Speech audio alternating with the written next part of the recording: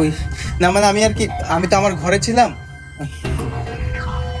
আমার সেই তখন থেকে কেমন যেন লাগছিল, রাতে তাথইকে নিয়ে দুঃস্বপ্নটা দেখার পর ঠিক মনে হচ্ছিল একটা বিপজ্জনক ঘটতে চলছে।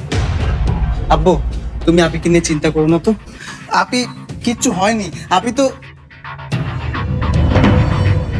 আমি জোরধারে যাচ্ছি, এই কথা তুই বাড়ির কাউকে বলবি না।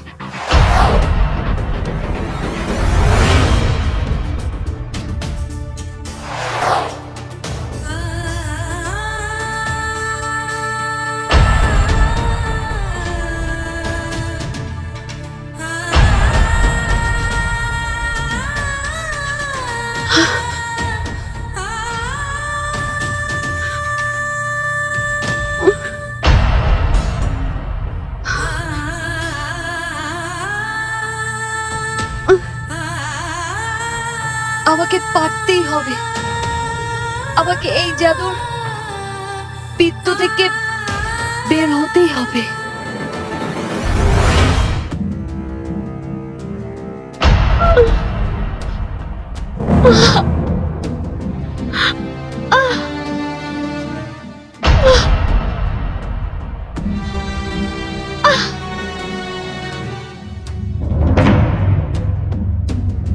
আমাকে বাঁচতে হলে এই বৃত্তের বাইরে যেতেই হবে, কিন্তু কিভাবে?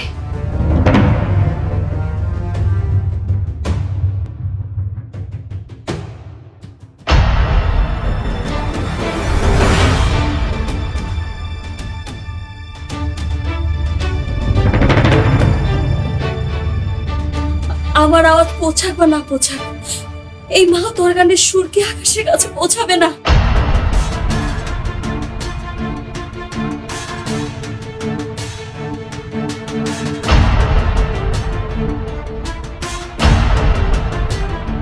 আপির কিচ্ছু হয়নি, আপি আছে কোথাও। কিরে এত রাতে এখানে দাঁড়িয়ে কি করছিস? না মানে আম্মু আমি, তাথই ঘরে নেই পাপিয়া। তাথই বাড়িতে নেই মানে? কোথায় গেছে? কেউ কিচ্ছু জানে না কোথায় গেছে। মিশাল তুইও জানিস না? আমি কি করে জানবো? আমি তো আমার ঘরে শুয়েছিলাম। তোমার জন্য আমার মেয়ে কাউকে কিছু না বলে ঘর থেকে বেরিয়ে গেছে। তুমি মা হয়ে ওর সাথে যে ব্যবহার করেছো এটা মেনে নেওয়া যায় না।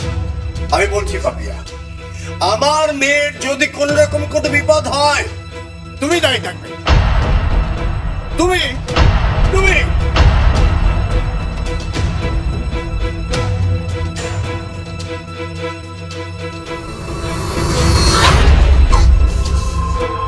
কিরে এখনো বেঁচে আছিস তুই? সত্যি মানতে হয় তোর কঠিন প্রাণ। এই শয়তান বৃত্তের মাঝে 5 মিনিটের বেশি কেউ টেকে না। দেখি তুই কতক্ষণ টিকিস। যদি কোনো শেষ ইচ্ছা থাকে তাও বলে ফেল। এখনই এমন কিছু করতে হবে যেন ওই মাহাত অর্গানটা। কি ওই মাহাত অর্গানটা চাস? তুই বোধহয় জানিস না আমি মনের কথাও বুঝতে পারি।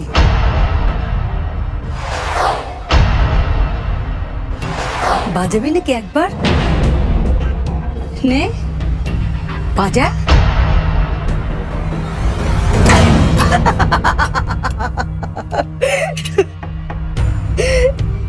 এত বোকা ভেবেছিস আমাকে?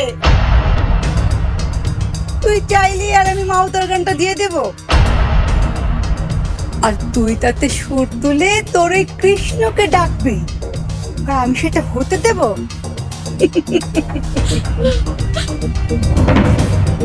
নাকি এটা দিয়ে দেবো তোকে? নে নে। আর